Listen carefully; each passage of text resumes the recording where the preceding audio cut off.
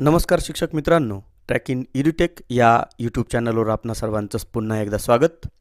मित्रांनो, सन 2024-25 या शैक्षणिक वर्षासाठी विद्यार्थ्यांची संच मान्यता प्रमाणित करण्याची सुविधा हेडमास्टर लॉग इनवर उपलब्ध करून देण्यात आलेली आहे. त्यामध्ये 2024-25ची जी संच मान्यता आपल्याला करायची आहे त्यासाठी आपल्याला 2 महत्त्वाची कामं करायची आहेत. त्यामध्ये जे स्टुडंट लॉग इन आहे, या स्टुडंट लॉग इनवर 30 सप्टेंबर 2024च्या विद्यार्थ्यांच्या पोर्टलवरील नोंद केलेली जी विद्यार्थी संख्या आहे ती आपल्याला फॉरवर्ड करण्याची सुविधा इथे उपलब्ध करून देण्यात आलेली आहे. मुख्याध्यापकांनी आपल्या शाळेतील विद्यार्थ्यांची माहिती, त्यामध्ये शाळेचं माध्यम, तुकडी, अनुदान प्रकार व विद्यार्थ्यांची संख्या तपासून त्वरित फॉरवर्ड करण्याची कार्यवाही आपल्याला करायची आहे. आणि दुसरं महत्त्वाचं काम जे आपल्याला करायचं आहे ते म्हणजे संच मान्यता पोर्टलवर जाऊन working staff, teaching and non teaching स्टाफची माहिती आपल्याला भरायची आहे आणि त्या ठिकाणी त्याला अपडेट अँड फायनलाइज करायचं आहे. तर सर्वप्रथम आपण स्टुडंट पोर्टलला लॉग इन करून घ्यायचं आहे. आपल्या कॉम्प्युटर किंवा मोबाईलच्या क्रोम ब्राउझरवर जायचं आहे, क्लिक करायचं आहे. या ठिकाणी गुगल सर्च बारमध्ये सरळ किंवा आपली जी education.maharashtra.gov.in ही जी आपली सरळची वेबसाईट आहे हिला सर्च करायचं आहे. सर्च केल्यानंतर आपल्याला आपली सरळची वेबसाईट या ठिकाणी आलेली दिसेल. त्यामध्ये या ठिकाणी जे महत्त्वाची जी 2 कामं ठिकाणी हे जे स्टुडंट पोर्टल आहे यावर आपल्याला 30 सप्टेंबर 2024च्या पटानुसार जी आपली विद्यार्थ्यांची संख्या होती ती संख्या आपल्याला संच मान्यतेसाठी फॉरवर्ड करायची आहे. आणि दुसरं जे काम करायचं आहे ते या ठिकाणी संच मान्यता पोर्टलवर जाऊन आपल्याला वर्किंग स्टाफ आणि टीचिंग अँड नॉन टीचिंग स्टाफची माहिती या ठिकाणी भरायची आहे. तर सर्वप्रथम आपण आपलं स्टुडंट पोर्टलचं लॉग इन करून घेऊयात. या ठिकाणी सुद्धा आपल्याला लॉग इन करण्यासाठी संच मान्यतेसाठीच्या ज्या नोटिफिकेशन आहेत ते आपल्याला या ठिकाणी दिसत आहेत. या काळजीपूर्वक वाचून घ्यायच्या आहेत. या ठिकाणी स्टुडंट पोर्टलचं लॉग इन करून घ्यायचं आहे. लॉग इन करून झाल्यानंतर आपणासमोर स्टुडंट डाटाबेस ओपन होईल. त्यामध्ये या ठिकाणी जी संच मान्यतेची जी टॅब आहे या संच मान्यतेच्या टॅबवर आपल्याला जायचं आहे. आणि या ठिकाणी जो पहिला फॉरवर्ड संच मान्यतेचा जो टॅब आहे याला आपल्याला क्लिक करायचं आहे. क्लिक केल्यानंतर आपल्याला स्टुडंट कॅटलॉग डिटेल्स फॉर संच मान्यता दिसेल. या ठिकाणी आपल्याला शैक्षणिक वर्ष अकॅडमिक इयर निवडून घ्यायचं आहे. या ठिकाणी 2024-2025 असा आपला अकॅडमिक इयर आहे. या ठिकाणी याला गो करायचं आहे.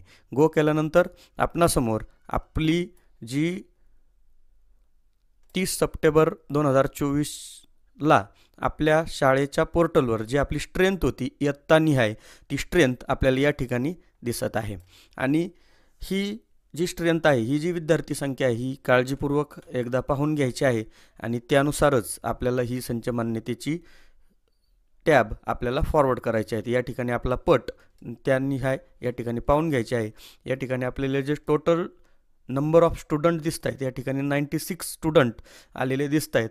तर ही संच मान्यता आपल्याला फॉरवर्ड करायची आहे. तर फॉरवर्ड करण्यासाठी या ठिकाणी जो फॉरवर्ड फॉर संच मान्यताचा जो टॅब आहे या टॅबला आपल्याला क्लिक करायचं आहे. क्लिक केल्यानंतर आपल्यासमोर एक डिस्क्लेमर येतं. आपण I have check management of my school या पद्धतीनं I have been no objection forward to या पद्धतीनं आपल्याला दिसतंय. याला कन्फर्म करायचं आहे. कन्फर्म केल्यानंतर पुन्हा आपल्याला एक सूचना येते, do you want to forward counts for संच मान्यता. आपण जी संख्या फॉरवर्ड करणार आहोत ती कन्फर्म करून घ्यायची आहे. या ठिकाणी ओके करून ओके केल्यानंतर आपल्याला संच मान्यता फॉरवर्डेड टू क्लस्टर असा टॅब या ठिकाणी दिसतो, याला ओके करून घ्यायचं आहे. ओके केल्यानंतर आपली संच मान्यता फॉरवर्ड झाली आहे की नाही हे पुन्हा कसं पाहणार, तर याच ठिकाणी आल्यानंतर पुन्हा आपल्याला अकॅडमिक इयरला क्लिक करायचं आहे, गोला क्लिक करायचं आहे.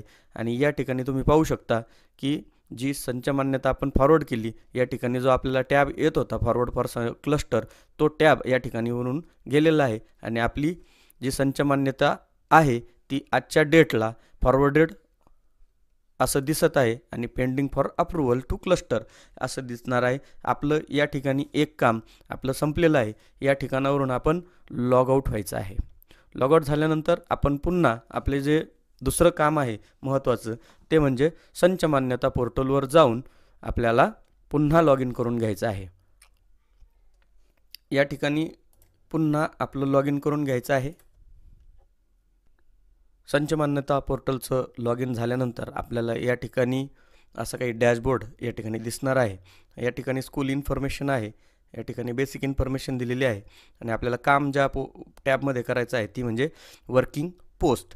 तर या वर्किंग पोस्टमध्ये आपल्याला सुरुवातीला या ठिकाणी जो 2 नंबरचा ऑप्शन आहे वर्किंग स्टाफ टीचिंग, तर हा टॅब आपल्याला सर्वप्रथम भरून घ्यायचा आहे आणि त्यानंतर वर्किंग स्टाफ नॉन टीचिंग भरायचा आहे. तर आपल्याला वर्किंग स्टाफ टीचिंगला क्लिक करायचं आहे. सुरुवातीला या ठिकाणी आपल्याला असा काही डॅशबोर्ड आपल्याला दिसणार आहे.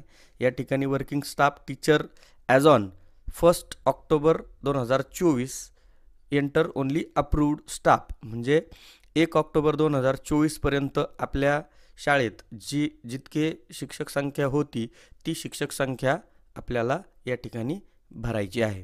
तर या ठिकाणी मीडियमला क्लिक करायचं आहे. सिलेक्ट ऑप्शन, आपल्या शाळेचं माध्यम या ठिकाणी निवडायचं आहे.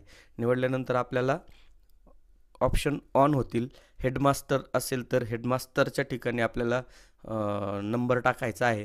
त्यानंतर ग्रॅज्युएट टीचर 6 to 8साठी आपल्या शाळेत जितके ग्रॅज्युएट टीचर अप्रूव्ड असतील ती संख्या या ठिकाणी टाकून घ्यायची आहे. आणि अंडर ग्रॅज्युएट टीचर 1 ते 4 किंवा 5 पर्यंत जितके शिक्षक आपल्या शाळेत आहेत ती शिक्षक संख्या आपल्याला या ठिकाणी टाकायची आहे. माझ्या शाळेमध्ये एकूण 4 शिक्षक या ठिकाणी आहेत. या ठिकाणी आपल्याला एक नोट पण दिलेली आहे, जर एकापेक्षा जास्त माध्यमांची मल्टीमीडियम शाळा असेल तर प्रथम एक माध्यम निवडून त्या माध्यमाची कार्यरत पदे वर्किंग पोस्ट भरून माहिती अपडेट करावी. त्यानंतर याप्रमाणेच अन्य माध्यमाची कार्यरत पदे भरून माहिती अपडेट करावी. सर्व माध्यमांची कार्यरत पदे भरून अपडेट केल्यानंतरच फायनलाइज या बटनावर आपल्याला क्लिक करायचं आहे. 2 माध्यमं असतील तर आपल्याला सर्वप्रथम एका माध्यमाची माहिती या पद्धतीने भरायची आहे आणि या ठिकाणावरून अपडेट करायचं आहे. पुन्हा दुसरं माध्यम या ठिकाणावरून निवडायचं आहे आणि त्याचीही सर्व माहिती भरून अपडेट करायचं आहे. दोन्ही माध्यमं भरून झाल्यानंतरच फायनलाइज करायचं आहे. ही गोष्ट 2 माध्यमांच्या शाळांसाठी आहे. तर आपल्याला आपलं जे माध्यम आहे एक माध्यम, ते एक माध्यमाचं माध्यम या ठिकाणी आपण निवडल्यानंतर आपल्याला जी शिक्षक संख्या आहे ती या ठिकाणी आपण टाकलेली आहे आणि या ठिकाणी अपडेट या बटनाला आपल्याला क्लिक करायचं आहे. क्लिक केल्यानंतर आपल्याला डाटा अपडेटेड सक्सेसफुली असा टॅब आपल्याला दिसेल. आपली माहिती भरली की नाही हे कसं चेक करणार, पुन्हा आपण या ठिकाणी मराठी माध्यम निवडायचं आहे आणि माध्यम निवडल्यानंतर आपली जी संख्या भरलेली आहे ती या ठिकाणी आपल्याला दिसते. पुन्हा आपल्याला ही जी माहिती आहे याला फायनलाइज करून घ्यायचं आहे. या ठिकाणी फायनलाइज टॅबला क्लिक केल्यानंतर do you really want to finalize असं विचारतंय, याला ओके करायचं आहे. ओके केल्यानंतर हा जो डाटा आहे हा आपला फायनलाइज झालेला आहे. त्यानंतर आपल्याला पुन्हा वर्किंग पोस्टवर जायचं आहे आणि या ठिकाणी वर्किंग स्टाफ जो टॅब आहे तो ग्रीनमध्ये आलेला आहे. आता आपल्याला वर्किंग स्टाफ नॉन टीचिंग भरायचा आहे. त्यासाठी त्याला क्लिक करायचं आहे. क्लिक केल्यानंतर आपल्याला या ठिकाणी working staff non teaching as on 1 October 2024 enter only approved staff, ह्या नॉन टीचिंग स्टाफची माहितीसुद्धा 1 ऑक्टोबर 2024 पर्यंत जे होते त्यांचीच माहिती या ठिकाणी आपल्याला अपडेट करायची आहे. तर या ठिकाणी superintendent, clerk, senior clerk, junior clerk, lab assistant या पद्धतीची जी पदं आहेत नॉन टीचिंग स्टाफची, ती पदं या ठिकाणी आपल्याला संख्या भरून घ्यायची आहे आणि या ठिकाणी त्याची टोटल नंबर आपल्याला ऑटोमॅटिक दिसणार आहे. आपल्या गव्हर्नमेंटच्या शाळा आहेत, जिल्हा परिषदच्या शाळा आहेत, त्यामुळं आपल्याला या ठिकाणी नॉन टीचिंग स्टाफ नसतो. त्यामुळं आपण डायरेक्टली याला अपडेट करून घ्यायचं आहे. ज्या ठिकाणी नॉन टीचिंग स्टाफ आहे त्यांनी या ठिकाणी जे काही स्टाफची संख्या आहे ती या ठिकाणी भरून घ्यायची आहे आणि याला अपडेट करायचं आहे. अपडेट केल्यानंतर पुन्हा आपल्याला डाटा अपडेटेड सक्सेसफुली असा मेसेज येईल आणि ही सुद्धा माहिती पुन्हा एकदा फायनलाइज करून घ्यायची आहे. या फायनलाइजला क्लिक करायचं आहे. Do you really want to finalize असं पुन्हा विचारलेला ओके करून घ्यायचं आहे. त्यानंतर आपला हा डाटा फायनलाइज झालेला आपल्याला दिसेल. तर या पद्धतीनं आपल्याला डाटा फायनलाइज झालेला या ठिकाणी दिसेल आणि वर्किंग पोस्टमध्ये हे दोन्ही टॅब आपल्याला ग्रीन झालेले दिसतील।